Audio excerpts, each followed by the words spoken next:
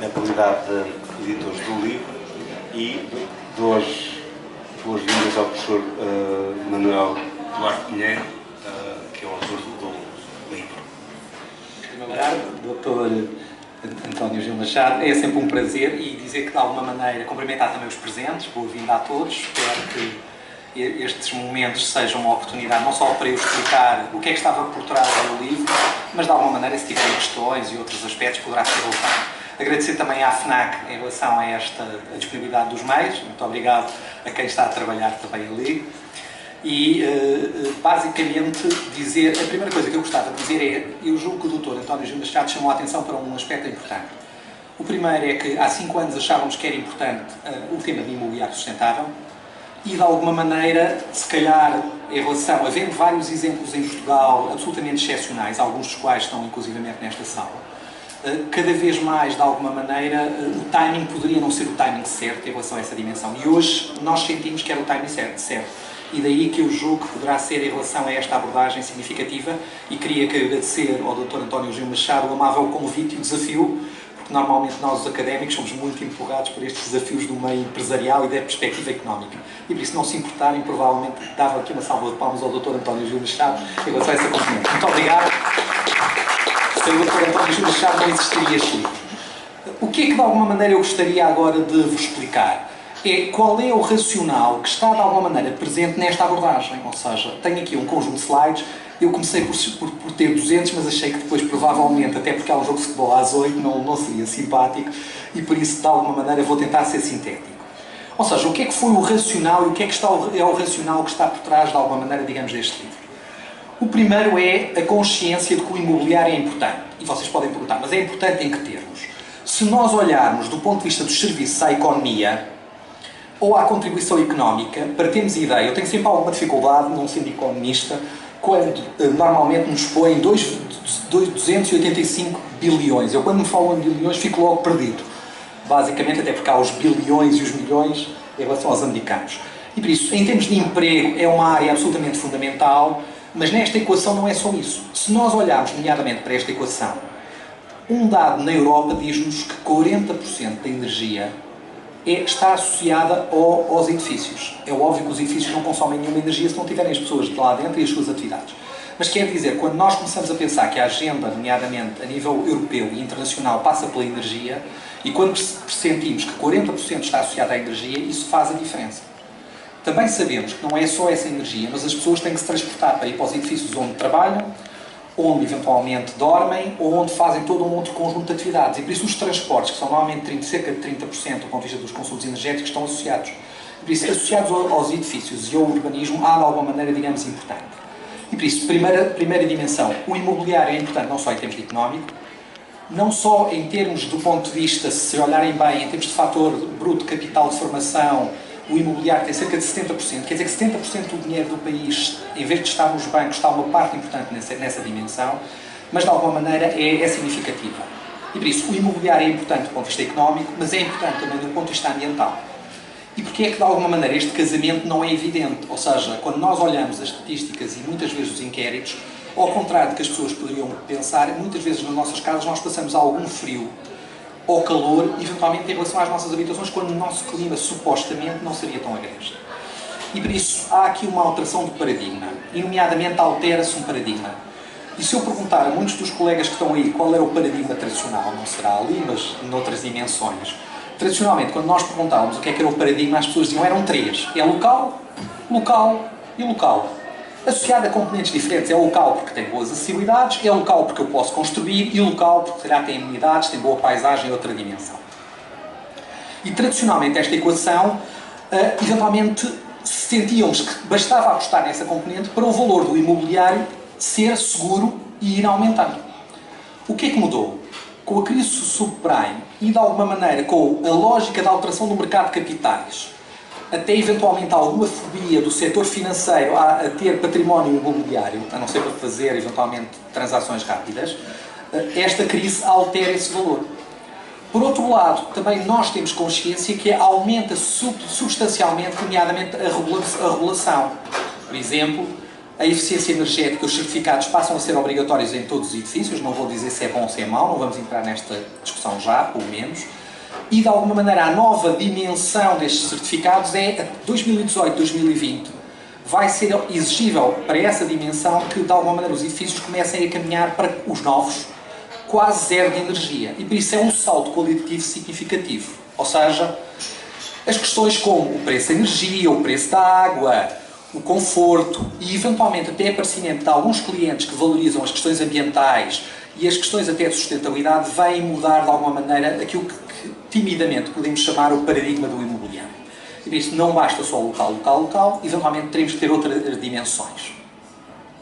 Mas este paradigma, de alguma maneira, muda também, e ainda há bocadinho estávamos a falar nisso, em vez de hoje em dia falarmos tradicionalmente só em construção nova, cada vez mais a reabilitação eventualmente entra e, de alguma maneira, a regulamentação altera-se e o mercado começa a valorizar cada vez mais o bom urbanismo. Veja-se que a dinâmica de reabilitação é muito significativa em centros urbanos e em miolos como Lisboa e em alguns outros sítios, e em algumas das periferias essa reabilitação é relativamente complicada e tem pouco valor. E por isso, essa criação de valor muda. Sistematicamente, também os vários agentes, e eu trouxe aqui, por exemplo, uma newsletter do Deutsche Bank, do ponto de vista da avaliação vale o que vale, mas que de alguma maneira diz que os edifícios com estas características ambientais começam a criar valor. E por isso, o imobiliário começa a perceber que o valor não está só no local, está também no desempenho.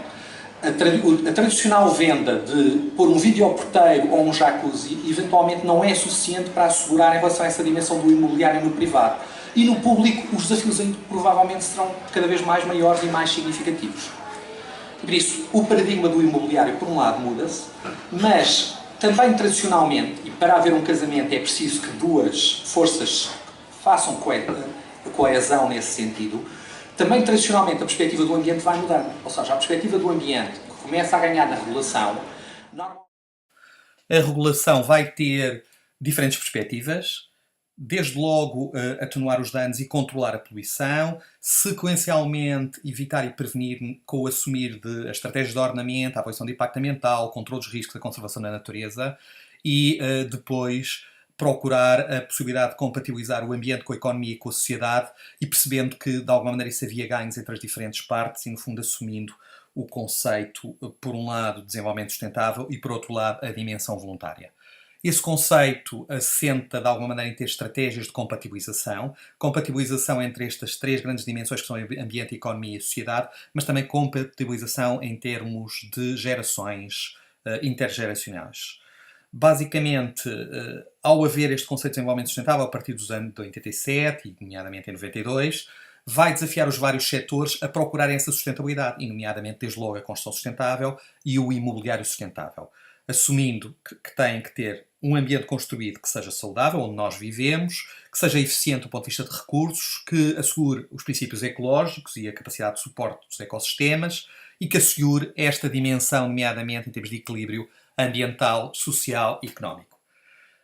De alguma maneira, a necessidade de o tornar operativo leva ao aparecimento de instrumentos de avaliação e certificação ambiental, que têm, no fundo, um conjunto de critérios, escalas de desempenho, ponderação e agregação, e entre os vários sistemas que acabam por aparecer a nível dos diferentes países, de alguma maneira tendo em consideração as especificidades locais e o ajustamento aos aspectos não só construtivos, mas geográficos, vai-se traduzir no aparecimento, como por exemplo, nomeadamente do BRIM, a nível do Reino Unido, que depois se internacionaliza, o LEED nos Estados Unidos com essa internacionalização também, e a nível nacional o lidera.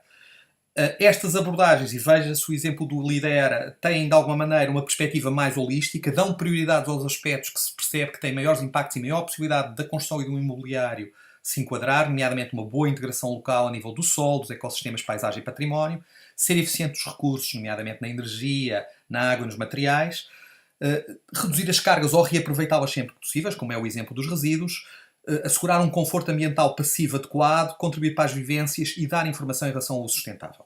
E o que é que a aplicação destes sistemas de alguma maneira vem fazer? Vem criar informação ao mercado, vem diferenciar os vários imóveis e os vários exemplos que existem, nomeadamente pelo Lidera, e apenas estou a referenciar alguns daqueles que estão em curso ou que já foram efetuados a nível de Lisboa, vem mostrar que de alguma maneira, por um lado é possível caminhar para essa sustentabilidade, por outro lado é possível caminhar selecionando as medidas de forma mais ajustada, claro, tendo diferentes níveis. o que leva depois a entrar, nomeadamente, numa dimensão que tem a ver com os custos e com a consideração do valor. A primeira coisa que se percebe é que muitas vezes pode haver, de alguma maneira, benefícios do ponto de vista da operação, porque são edifícios que são mais eficientes, chegando muitas vezes a ter a denominação de edifícios de elevado desempenho, mas, de alguma maneira, havia uma ideia em que os custos poderiam ser acrescidos. Não é totalmente verdade essa ideia pré-concebida, até porque, por exemplo, orientar bem o edifício do ponto de vista energético e com uma boa dimensão passiva não é necessariamente mais caro, não tem acréscimos de custos muito significativos, vai depender do caso, mas de alguma maneira o que os vários exemplos vão mostrando é que para conseguir ter edifícios certificados, desde logo numa fase inicial, de um nível não muito elevado de exigência, os acréscimos de custos acabam por ser relativamente reduzidos. E vemos, de alguma maneira, e encontramos, e o livro mostra vários exemplos, que essas certificações acabam por se traduzir, de alguma maneira, em acréscimos de custos que às vezes rondam os 1, 2, 3, 4%. Eventualmente, se os edifícios forem de muito elevado desempenho, como casas de zero de energia, eventualmente os custos, nesse sentido, vão efetivamente ser substancialmente maiores. Em sentido publicar. Quer dizer, está demonstrado, é possível fazer. E alguns que são, aquilo que são os que estão à frente, e eu saúdo aqui o Dr. Gilberto Jordan, que eu muito admiro e que é um exemplo para mim absolutamente fantástico, vão mostrando aos outros que é possível fazer. E claro que eles, sempre imaginativos, vão descobrindo outras coisas e fazendo mais coisas à frente em relação a essa dimensão. E por isso, no fundo, o que é que eu estou a dizer? É possível aplicar ao ciclo do imobiliário, que vai desde o conceito, ao investimento, ao projeto, à mediação, ao gerir ao fim de vida. E quando olhamos para o desenvolvimento do conceito, o que é que eu queria salientar? Duas coisas.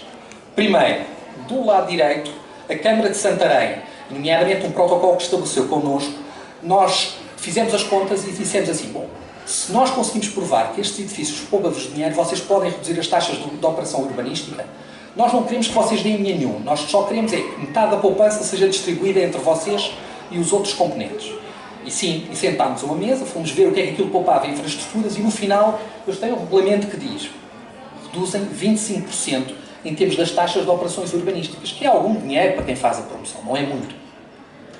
Isso são bons exemplos. Um outro é o próprio promotor, quando organiza o espaço, dá orientações a quem vai construir as moradias e os prédios, dá informação, não os obrigando a orientar daquela maneira, mas dá informação às pessoas que de alguma maneira é significativa.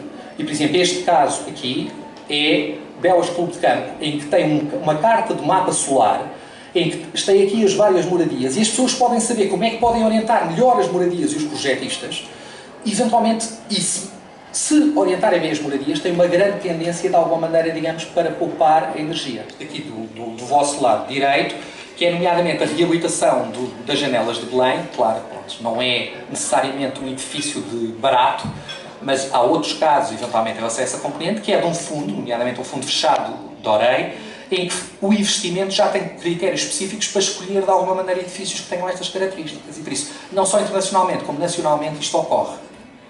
A nível do projeto, e da obra, há vários exemplos. Um dos exemplos mais interessantes que eu estive foi, nomeadamente, a reabilitação do Ministério do Ambiente.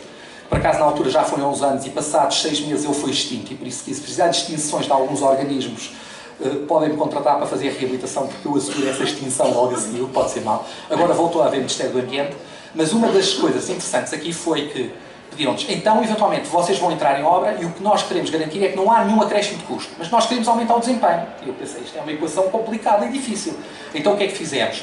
Conseguimos identificar, nomeadamente na fachada, ao montar os andaimes, que em vez de retirar a argamassa toda, só retirávamos em algumas zonas e as menos-valias, de alguma maneira, para o empreiteiro, foram aplicadas, nomeadamente, e no fundo ele acabou por receber o mesmo, na mudança da caixilharia e no isolamento no telhado. E por isso acabámos por poupar dinheiro em algum lado, que não era absolutamente essencial, e assegurar nas outras componentes.